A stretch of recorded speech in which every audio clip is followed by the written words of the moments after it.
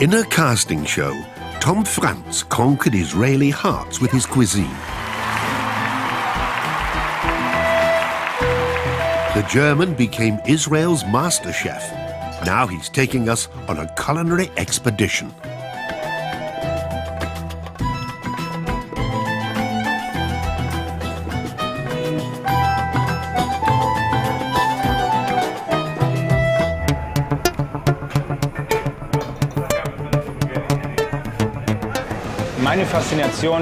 My fascination with Israel and Judaism started with the people. First the people, then the country. As soon as I got off the plane, smelled the air, saw the light, the trees, the vegetation, the architecture, it was kind of like coming home. It was like coming home even though it's all so different here and alien to me. It's like from the very first day I had arrived already. It was also love at first sight for Tom and his wife Dana, whose family survived the Holocaust. When I met Dana, I probably didn't know straight away that she was the answer to everything. But my feeling was that I had to get to know this woman. This guy was passing by me a few times, back and forth, and I thought to myself, he's a good-looking guy. Maybe he'll come and say something to me. And he really came by. And basically, we didn't part since then. What would you say to the beautiful, beautiful? Such a beautiful face. Such a beautiful girl. In the beginning, it was difficult. I think that for every Israeli meeting someone German, the first thing that would come to their mind, depending on the person's age, would be what did his parents do in the Holocaust time? Or what did his grandparents do? Many people have a distance from Germans, and Tom, when he went to MasterChef and they saw him as a person, with his German qualities that he brought to MasterChef, they had a good feeling that this German guy is really great, he's really good, he's really interesting, he's talented, and it made them think that Germans in general, it's funny, but it made them think that Germans in general are cool. And this is really an impact he had. Today, we're on our way from the desert to Jerusalem with Tom Franz.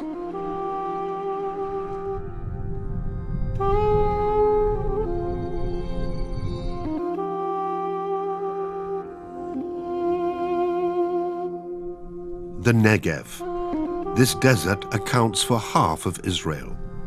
And since the foundation of the state, they've been working on the dream to make it fertile. Our culinary trip takes Tom to an oasis in the southern part of the country. It's the date plantation of the Samar kibbutz. Some 7,000 trees rise majestically 30 meters into the desert sky. A hydraulic platform takes Tom comfortably to the ripe fruit. They're bringing in the annual harvest.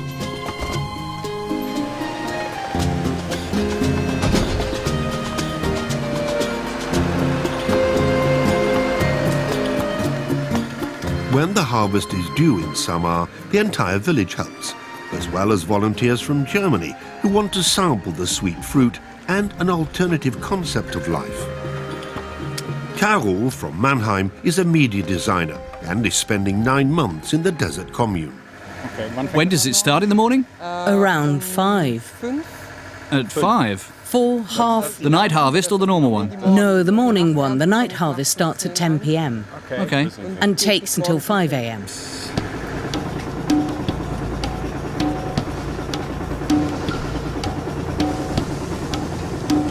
These organic honey dates are the main source of income for this kibbutz. They're popular all over Israel for their butterscotch flavor. Mild, not quite so sweet. Not quite so sweet, right? But pleasant. Wonderful.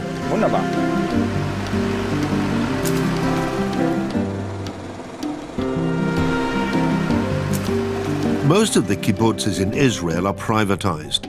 In Samar, they still live the socialist idea, but not in its original form. After they grew up in Israel's first kibbutz, the founders didn't want at some point to subordinate their lives to the common good.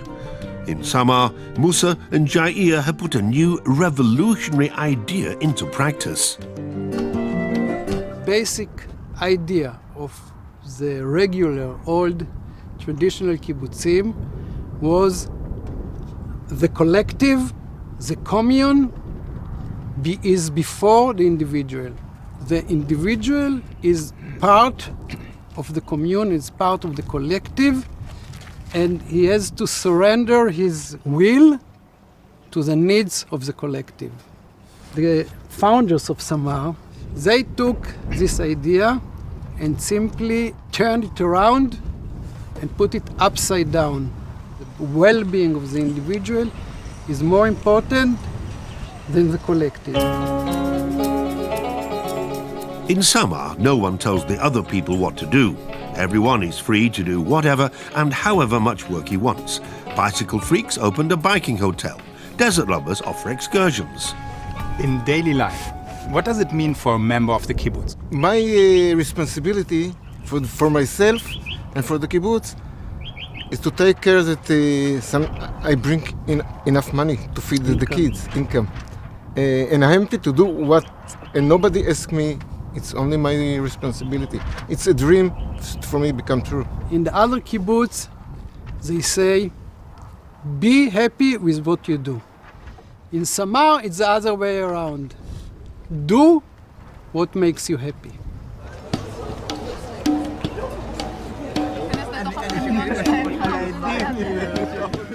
Sounds utopian. 200 kibbutzniks live in the collective. They all share one credit card. That's what you have for breakfast every day? Yes, this is our breakfast. Every morning at 10 a.m. we all come together again. Looks good. It's typical dishes, tahina, egg salad. The classic Israeli breakfast of tomatoes and cucumbers is really good. Coriander pesto. Just like the rest of the buffet.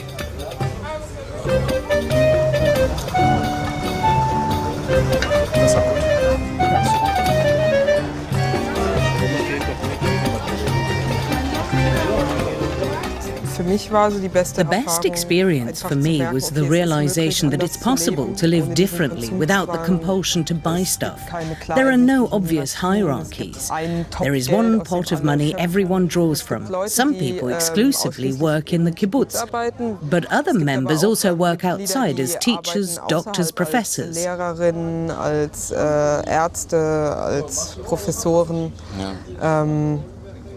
And their salaries also go into this joint account. We don't need any money. That's a great aspect.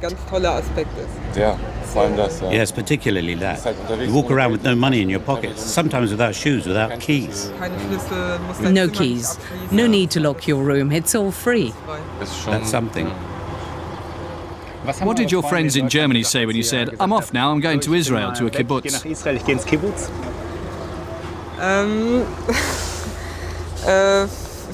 Many thought it was a bit crazy. Because people in Germany have a certain image of Israel. They see images of Gaza on television, bombings of houses, and they think that all of Israel looks like that. That was one thing. And then when I said I want to go to a kibbutz, they smirked, because usually it's farm work. They have 300 dairy cows, their own workshops, and even a Steiner nursery school in Samar. Everything is jointly owned. The system is based on trust, and it doesn't always work, but it's been in practice for 40 years now. Susanna Tamir is from Würzburg. When she was a student, she did an internship in education in Samar and stayed on for good. When you're in a tight spot, there is always someone there to help you. You're never alone. And for children, I raised my daughter by myself, and I could not have offered her a life like this in a town or if I'd been all alone. The help you get from the community is a very special thing. And from the people, I learned that you can engage with people in a very different way, that you live much more in the moment. It's all much more spontaneous.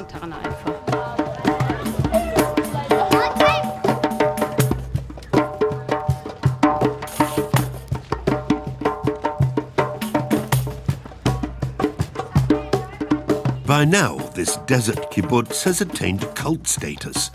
More and more young families want to live there, work there, and be happy there. Samar is not complete or perfect. Ideas are tested and dismissed. But the vision of an alternative form of life in a heavenly place, it has worked out. It's hard to persuade Tom to continue the journey to Jerusalem.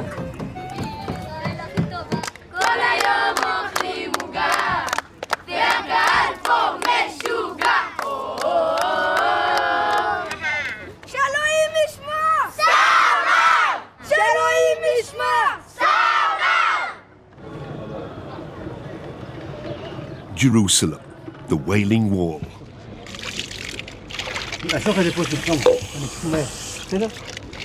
It's 6 a.m., time for the first prayer of the day. Tom puts on the tefillin, the prayer strips with which practicing Jews symbolize their connection with God. ציוונו על מצוות תפילין.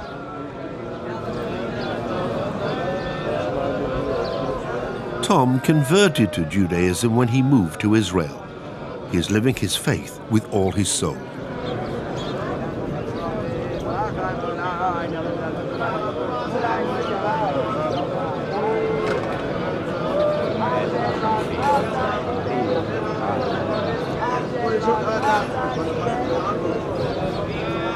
At least once a week, Tom goes to pray at the Wailing Wall, the last remaining stones of the ancient Jewish temple.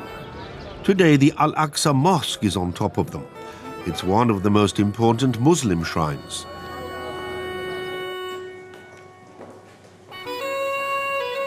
For Tom, the capital of Israel is more than just the spiritual center of religion. It is also an El Dorado for good food.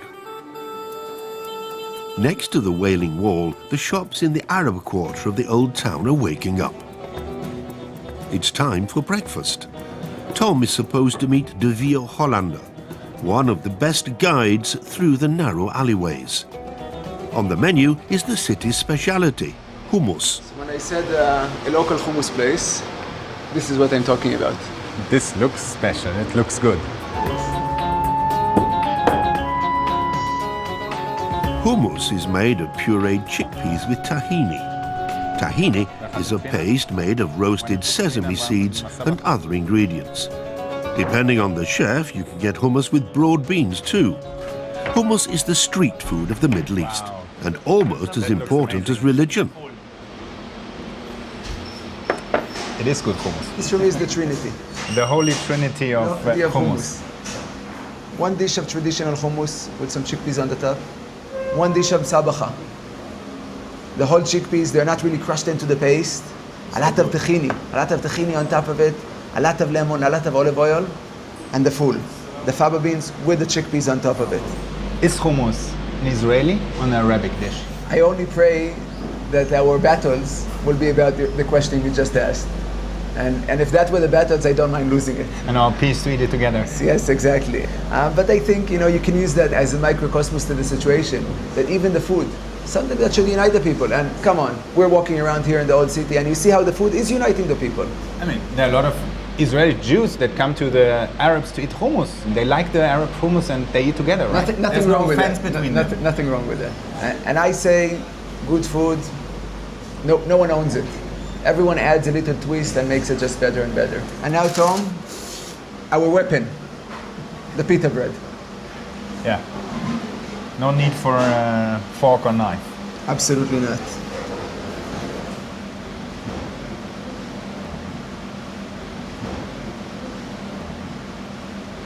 Legendary. Oh, absolutely. This is a place I can eat again and again, and every time, it's the first bite that you realize you're up for a treat.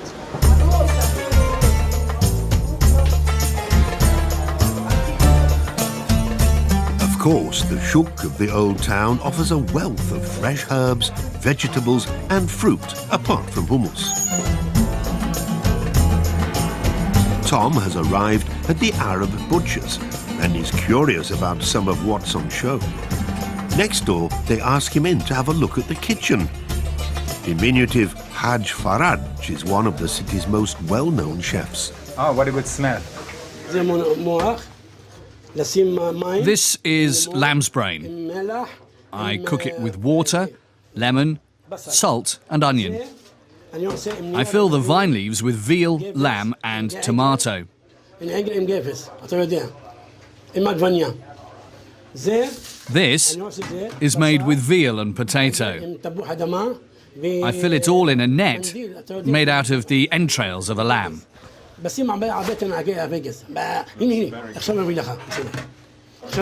I've never cooked with that before. Once you eat it, you'll always love it.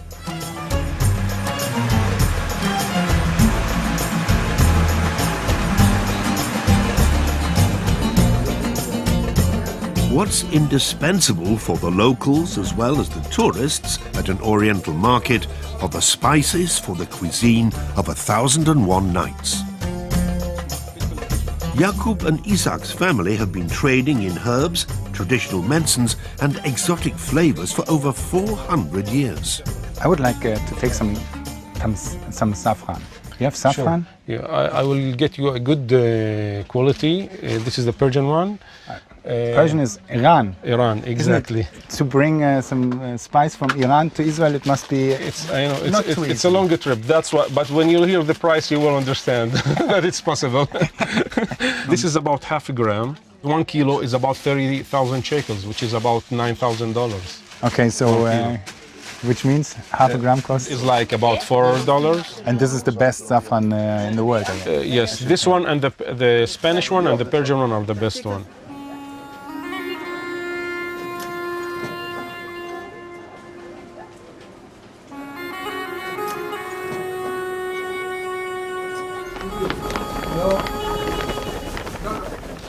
This is a very special mixture that we're gonna make for you.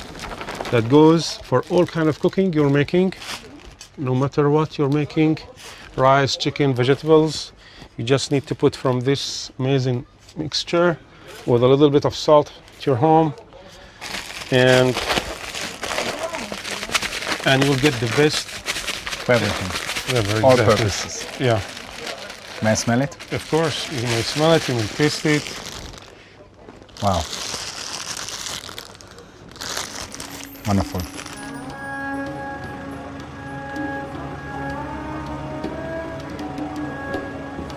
The Via Dolorosa, Jesus' way of the cross, runs straight through the Arab quarter.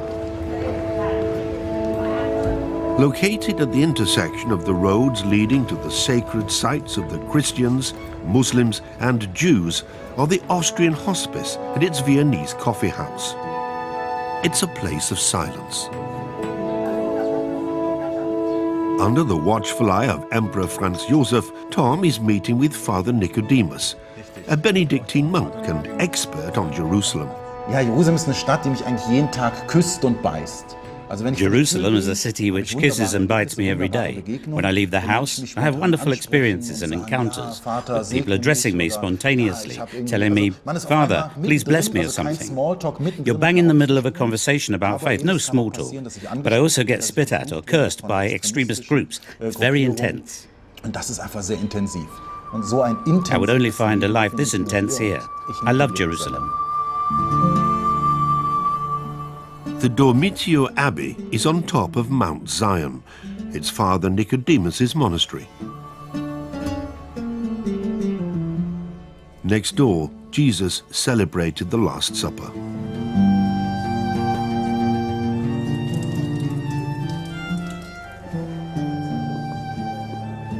The tomb of King David is also supposed to be here.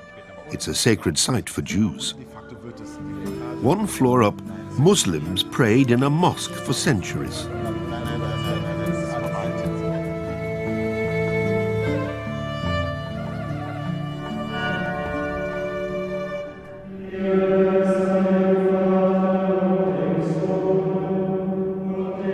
monks pray before lunch. At the monastery, food has another dimension, a religious dimension.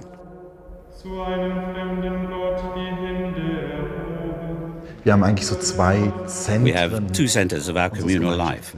It's the church, our prayer, and the refectory, the dining hall, where we eat together. Wo wir eben zusammen essen. Und was wir am Altar That which we celebrate at the altar is a kind of stylized eating, which has a higher meaning. was aber eine höhere Because in Bedeutung our faith we receive God ourselves. We meet him personally. selbst empfangen, also selbst ihm begegnen. Und dadurch gibt es eine tiefe Beziehung. Und wir So haben it's a noch very dieses deep Gebet, relationship. das And we have this prayer where ja, God Gott brings us together for the banquet of zum heavenly Gastmahl des peace. himmlischen Friedens. It's Christianity's idea of paradise, Die actually. A Paradiesvorstellung des banquet with Christentums, God. ein Gastmahl mit Gott. So every meal is a Das wird taster of jedes paradise. Essen ein Vorgeschmack vom Paradies. Today, Swabian Spätzle are brought into the dining hall through the monastery's tunnels. Nicodemus serves them with selected food for the mind. Aus den heiligen Schriften des From the holy Alten scripts of Bundes, the Old Covenant. wenn der Herr dein Gott, The die Lord your Völker, God will deren cut Land off du before hineinziehst, you the nations you are ihren about Besitz to invade zu and übernehmen, dispossess. vor dir niedergestreckt hat, But when you have wenn du driven them ihren out and Besitz settled in their übernommen land, hast, und and after they have been destroyed before you, dann nimm dich in Acht. be careful not to be ensnared by inquiring about their gods. Nachdem sie bei deinem Angriff vernichtet worden sind.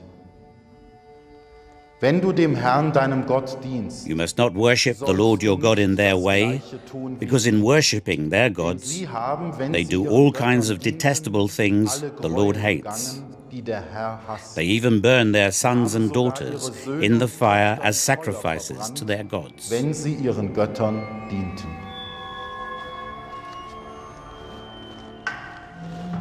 Ich liebe das Dach unseres Studienhauses. I love the roof of our study house, Bert Joseph. I myself studied here. My room was facing Jordan. What you see in the background there is actually Jordan. And before that, Silwan, the Arab quarter of East Jerusalem. There are some settlers living there at the moment too.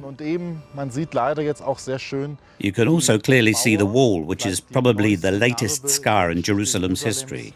It was built because there were numerous suicide attacks in the Second Intifada, and it's meant to be a security facility. But the other side of the story is, unfortunately, that this wall is separating families and creates personal suffering. I hope that this city will find peace, and everyone can find whatever they are seeking: security, freedom, peace. And we monks pray for this every day.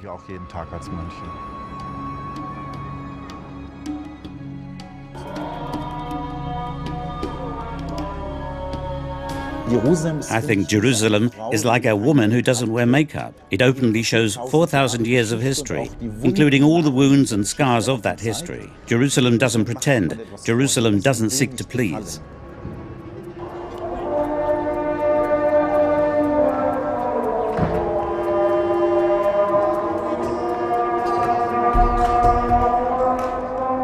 An Israeli police presence on the roofs in the Arab quarter is meant to increase security, and Arabs can also work together naturally. Just a few meters away, 6 chefs are meeting up. Moshe Basson, well known for his biblical dishes, is welcoming Tom and a few other chefs for a special cooking session. Very nice cave, beautiful.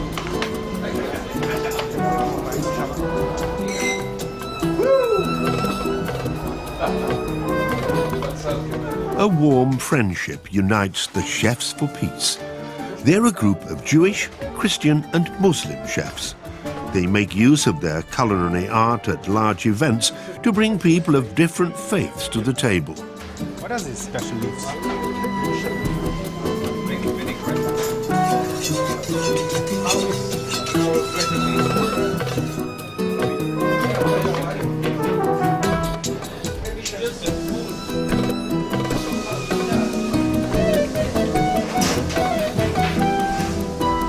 This is the fire in Jerusalem.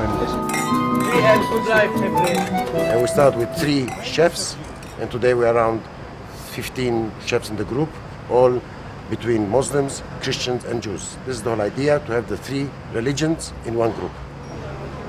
When you cook together, what cuisine do you cook? I mean, you are located here in Israel, you have three faiths. What will I get on my plate? We believe in coexistence, we believe in love, we believe in fun cooking together. This all merges in our plates. So in there you can have my touch as a Christian Aramaic chef, the touch of Chef Moshe Basson as an Israeli Jewish person who lives in Jerusalem and was raised using his biblical heritage cooking, Chef Ibrahim as a Muslim and with his traditions and faith in cuisine. So it's a melting pot for food. So take about leg. No, you are in the Middle East. You have to eat it like this.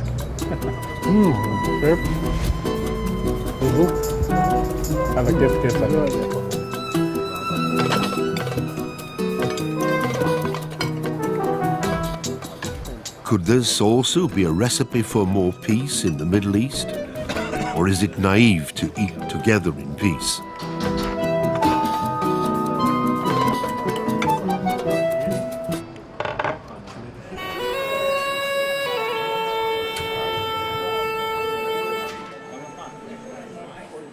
From the old town with its many religions over to the Jewish west of Jerusalem, and to the emigrants from the Middle East with their Oriental traditions. The Iraqi market is the very lively old people's home for the Israeli population of Jerusalem.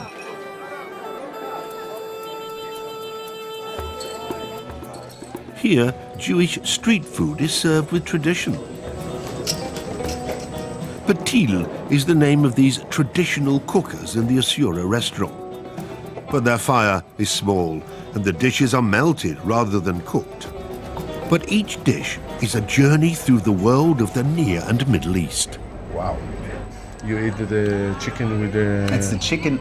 With the beef. Chicken and beef together, they have, yeah. I mean, they bring out a new dimension of flavor. It's wonderful.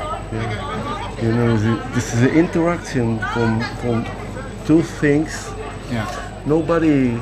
It's 1 plus 1 is not 2. 1 plus 1 is 3. Yeah, it's like this. This is semolina. It's like a dumpling. Yeah. Inside it's beef and the soup is beet. Yeah, red beet. Red beet and wonderful color. The color is wonderful and the taste it's a little bit sweety. Ah, it's sweety? This is an Iraqi kube. It's different kube from this one. Okay, this is also kube soup? Yeah, this is also kube soup with mangold, zucchini. Mangold and zucchini. And celery. Yeah, and these come from Kurdish. Ah, this is Kurdish? This is Kurdish, and if you want to test it...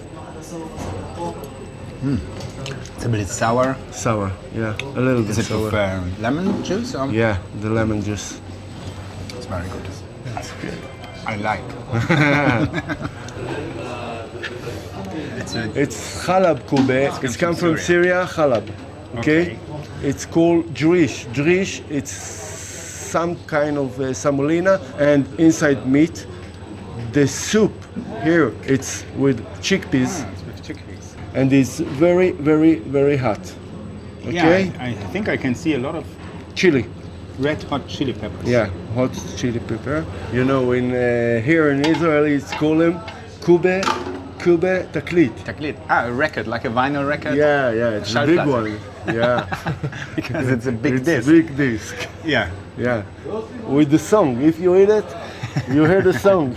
This is Israeli society. It's come from all of the country, and we take from this and this and this.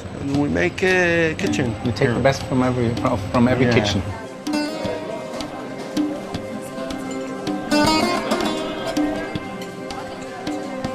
Slow food, Jerusalem style. It goes without saying that Asura is an old family restaurant.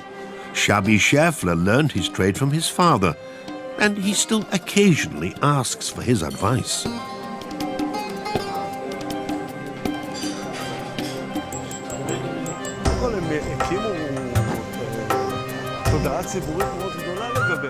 Shabi's big neighbor and the most important supplier for his kitchen is the Mahane Yehuda market, the Jewish counterpart to the more Arab shuk in Jerusalem's Old Town. I mean, look at this.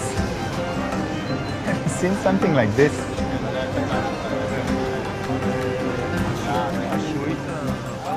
Of course, the German master chef has to pose between onions and potatoes for a selfie with Shabi's friends.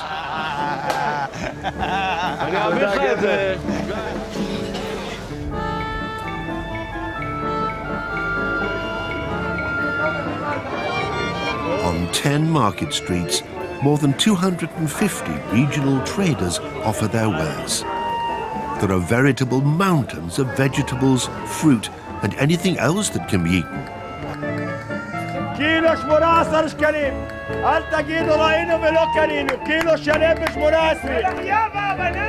At Mahane Yehuda Market, you will find all kinds of people, rich and poor.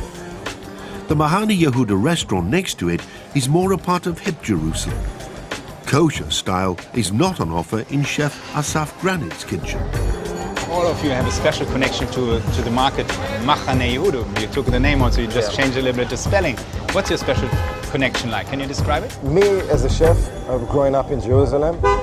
Since I started cooking, I used to finish my shift and almost every day go up to the market, walk around. When I didn't know a lot about food, just walk around, go to the fish store and just ask, what's that, is that in season, what's special about this fish? Just learning from the people who are selling in the market, till they just told me, if you're not buying, go away.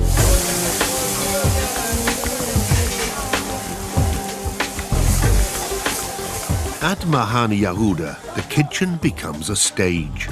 The chefs are dancing and singing, while always using a bit more fire for their dishes than other places.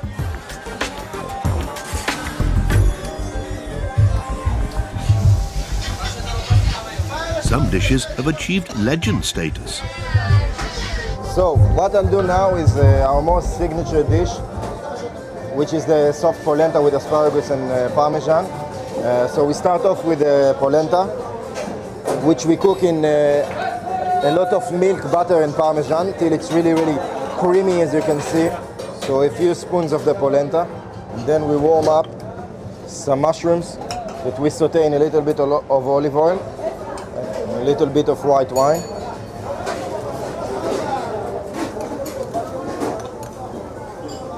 Now the mushrooms go in, the asparagus as well, a little bit of parmesan chips, and a little bit of truffle oil. Close it, and then you're done.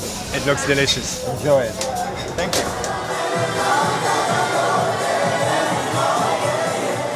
It goes without saying that the waiting list for a table is long.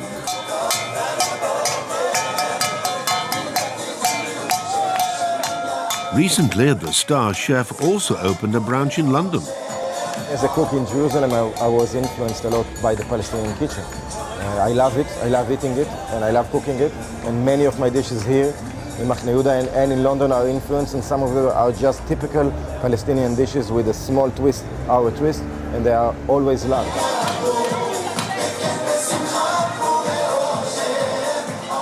I can see it now much better in London. I serve people from countries I will never meet here, and all we talk about is food, wine, life in London, life in general. Food becomes the topic and not politics. It's a great tool to use to come over boundaries. So what you say is food can become the recipe for peace? Definitely. Food is a mirror and a window to a lot of things that are not food, to understanding different cultures through food. For a Polish kid to eat Moroccan food makes him understand Moroccan people much better. Food is a great ambassador for them.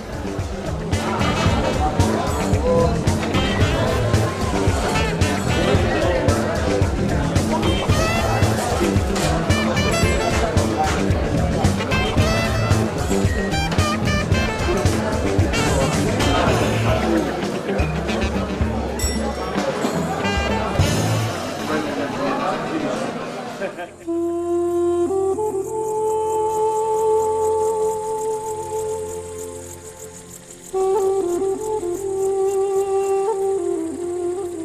hard to believe how idyllic the area outside the gates of the Holy City is. Just a few kilometers away are the Judean hills. Situated in the heart of them is Israel's oldest gourmet restaurant.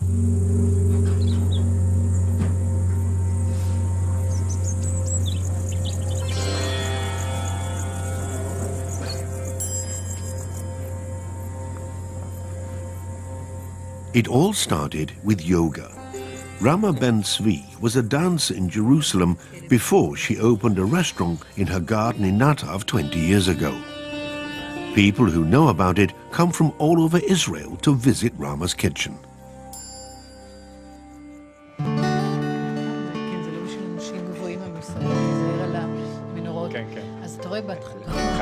Head chef Tomer Neef has worked in world-class restaurants in Copenhagen and London. It was Rama's biggest coup to lure this master conductor to her village orchestra.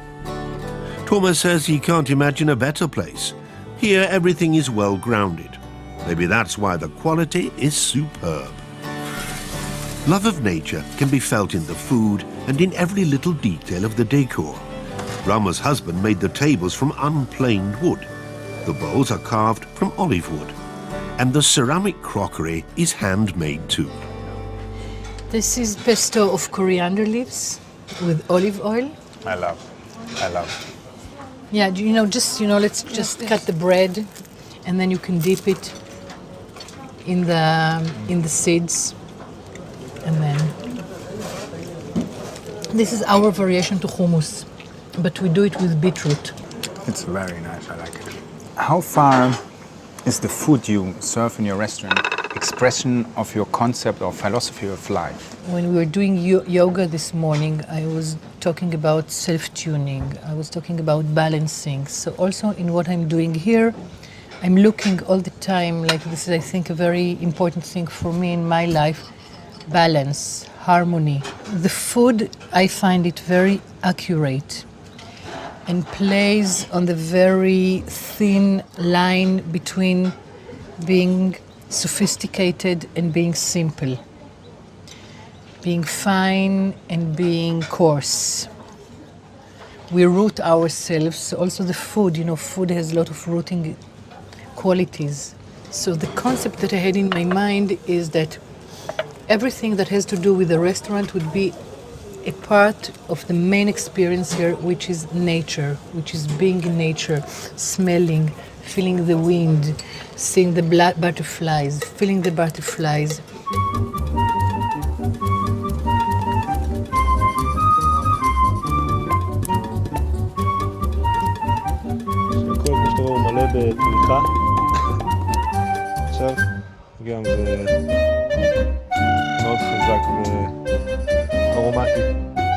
Tomer shows Tom the roots of his cuisine, vegetables and herbs which he grows in the gardens around the restaurant.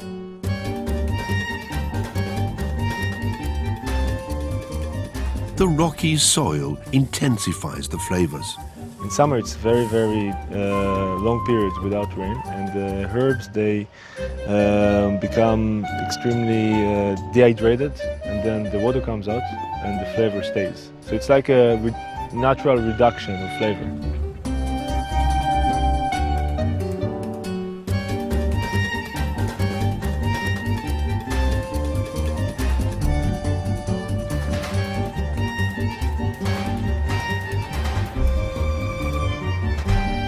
Toma, what are you going to cook with me? We're going to make a fish, a wild fish that I brought from Jaffa. We make this kind of a bed of herbs for the fish, not to get the fish touching the actual pan.